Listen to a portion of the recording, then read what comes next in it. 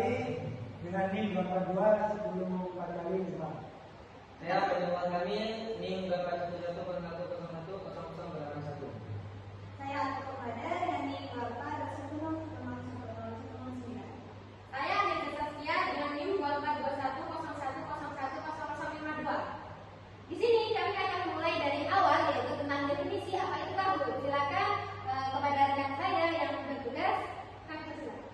Di sini saya akan menjelaskan apa sih itu kabut. Nah, kabut di sini adalah sebuah platform pembelajaran berbasis permainan. Game based learning platform yang digunakan untuk membuat, membagikan, dan memainkan kuis interaktif secara daring. Nah, siapa sih penemu dan kapan ditemukan platform ini? Platform kabut. Penemu kabut adalah Profesor L. Inway, dan platform ini dikembangkan lebih lanjut oleh Johann Black, Jamie Broker, dan Martin Versick di Norwegia. Jadi penciptanya itu tidak hanya satu orang, tapi dari beberapa orang yang menjadi satu kelompok. Kabut secara resmi diluncurkan pada tahun 2013. Proses pembuatan dan pengembangannya dimulai beberapa tahun sebelumnya, yaitu sekitar tahun 2011. Jadi bisa disimpulkan bahwa kabut tersebut pembuatannya mulai dari 2011 hingga 2013 ini mulai peluncuran. Saya di sini akan melanjutkan presentasi dari teman saya, yaitu tentang kabut yang tadi dijelaskan apa itu kabut dan siapa penemu dari kabut tersebut. Saya di sini akan menjelaskan tentang fungsi dalam pendidikan. Yang pertama yaitu sebagai media pembelajaran interaktif. Interaktif itu adalah pembelajaran yang seru dan aktif, di mana sebuah dalam kurung kelas itu akan melakukan pembelajaran yang seru dan aktif, tidak membosankan gitu. Yang kedua yaitu untuk evaluasi pembelajaran. Nah, untuk evaluasi pembelajaran ini, guru dapat memahami atau tahu seberapa paham siswa tentang materi tersebut. Dan dari aplikasi tersebut, guru dapat bisa mencoba atau mengetes siswanya untuk menilai seberapa paham dan untuk mengetahui seberapa paham siswa tersebut dalam mempelajari materinya. Yang ketiga ini meningkatkan partisipasi dan aktivitas belajar. Bagaimana siswa itu akan termotivasi dan terus belajar supaya siswa itu agar aktif dalam pembelajaran tersebut. Karena kabut ini adalah sebuah permainan yang seru dan menyenangkan. Bukan hanya di forum kelas itu, bukan hanya terpatok pada guru yang berceramah saja, tapi melalui materi atau guru menyampaikan materi secara bermain atau pembelajaran sambil bermain. Terus yang keempat yaitu mendorong kolaborasi dan diskusi. Yang keempat ini dari aplikasi kabut tersebut nantinya bisa dijadikan sebagai kelompok atau siswa tersebut bisa berkelompok lalu membahas materi dari kabut tersebut. Terus yang kelima yaitu sebagai alat penguatan materi. Kabut tersebut sebagai alat penguatan materi, yaitu contohnya kita bisa pembelajaran ulang atau merefresh materi yang telah kita pelajari kemarin, lusa, dan seterusnya.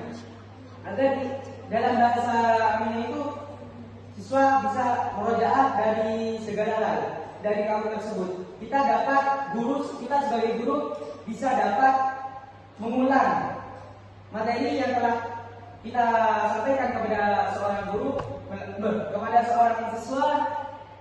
Terus yang keenam yaitu mendukung pembelajaran daring dan hybrid. Dari aplikasi ini bisa dilakukan di mana saja, bisa baik di sekolah maupun di rumah. Bisa secara pembelajaran secara daring maupun pembelajaran di sekolah. Baik, dilanjutkan oleh teman saya. Baik, di sini saya akan menjelaskan beberapa layak secara umum sudah sangat layak untuk digunakan.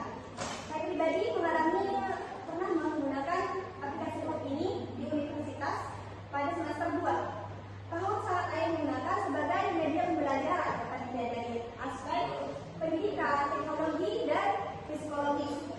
Yang pertama itu aspek pendidikan. Itu sangat membantu proses pembelajaran siswa menjadi sangat lebih menyenangkan.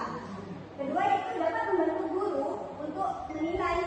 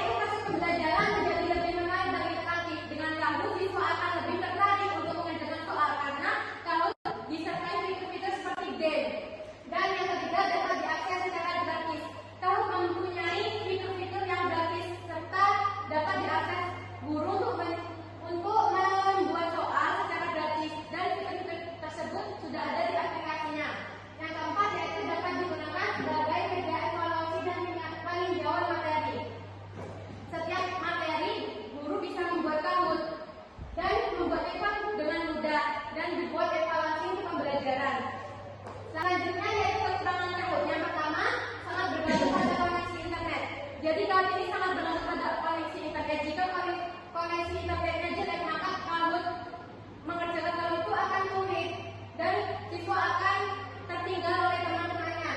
Yang kedua yaitu keterbatasan fitur pada versi gratis. Kahoot mempunyai fitur versi gratis, tapi Kahoot juga mempunyai fitur yang berbayar. Jadi ketika guru akan lebih mendalami Kahoot harus berbayar dengan aplikasinya. Yang ketiga yaitu kurang cocok untuk pembelajaran yang membutuhkan penjelasan mendalam. Kahoot hanya bisa digunakan untuk penjelasan yang singkat dan fokus pada pertanyaan-pertanyaan yang singkat, dan tidak bisa digunakan untuk penjelasan materi yang mendalam seperti matematika, kan butuh rumus atau perhitungan. Yang keempat yaitu kemungkinan distraksi atau fokus berkurang. Fokus berkurang itu yang dimaksud siswa akan fokus berkurang karena sistem Kahoot ini kan menggunakan game dan menggunakan skor.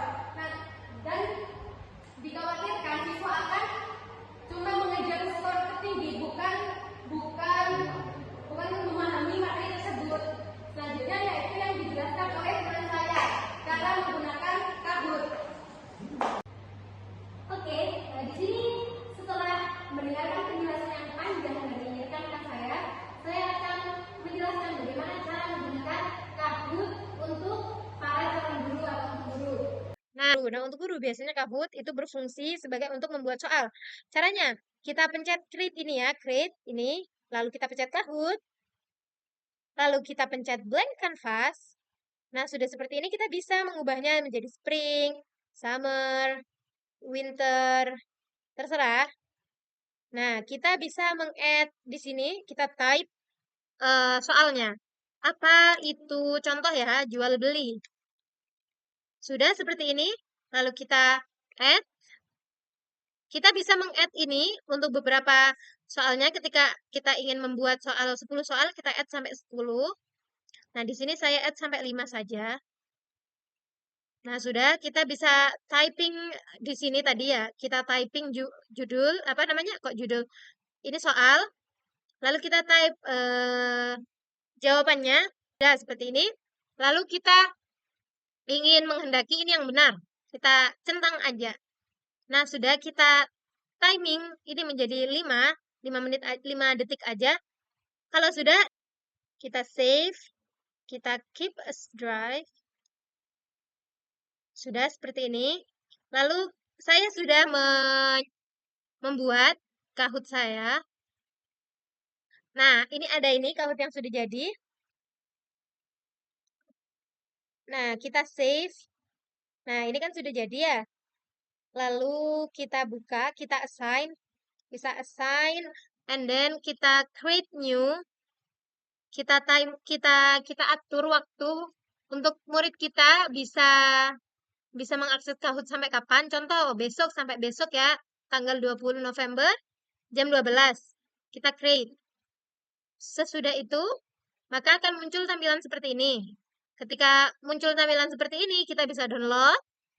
Bisa kita share ke grup WhatsApp, kita bisa copy ini, kita share ke grup WhatsApp juga, kita bisa copy link juga, kita share ke grup WhatsApp juga, bisa. Nah, kita kali ini pakai yang Gamepin ya, Gamepin aja, kita copy.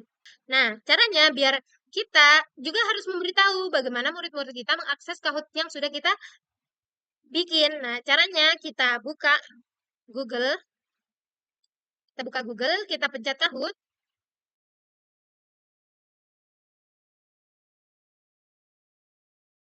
Kita masukkan pin gamenya ya. Pin gamenya masuk. Lalu siap bersedia. Lalu kita tulis di sini Risa gitu ya. Risa. Risa, oke mulai. Nah, kita tulis nama tadi ya. Nah, nanti murid kita sudah bisa mengerjakan Kahoot kita. Contoh ini, saya sudah membuat soal ini. Nah, ini wahallallahu al-bai'a wa harrama riba. Ayat berikut merupakan dalil tentang apa? Tentang jual beli. Nah, sudah kita bisa. Nah, selanjutnya skor itu bisa langsung dilihat. Kita pencet berikutnya.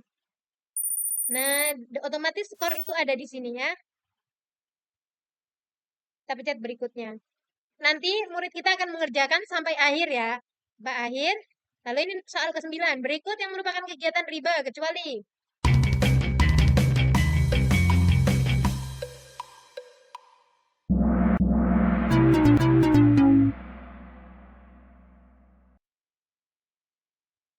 Berikutnya.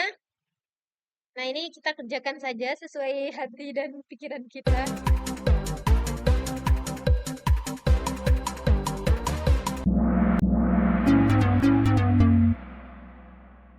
Sudah. Nah, kalau sudah seperti ini, maka akan terlihat skornya. Nah, skor murid kita adalah ini gitu. Nah, sudah. Jika seperti itu, otomatis sudah ada data bahwa kita sudah ada data bahwa murid kita sudah mengerjakan. Lalu gimana kita bisa lihat skor murid kita? Caranya gini. Caranya kita cek ke Kahoot, aplikasi Kahoot-nya kita tadi. Oke, kita buka Kahoot. Kita buka Kahoot. Lalu, nah, caranya kita buka Kahoot, lalu kita buka ini tadi, ini assign juga. Nah, tadi kan yang dikerjakan ini ada satu. Kita lihat, oh di sini sudah ada yang satu yang mengerjakan. Nah, kita pencet. Nah, seperti ini. Nah, kita bisa lihat di sini skor murid kita. Nah, ternyata Risa itu berhasil mengerjakan 10%. Nah, ini salah semua, yang benar cuma satu gitu. Jadi, sudah deh, teman apa kita bisa melihat skor murid kita mana aja yang salah, mana aja yang benar dari sini dan berapa skornya. 10% benarnya. 90% salah, seperti itu. Sekian dari saya. Ini cukup itu saja presentasi dari kami. Selanjutnya dan mohon maaf kami undur diri. Wassalamualaikum.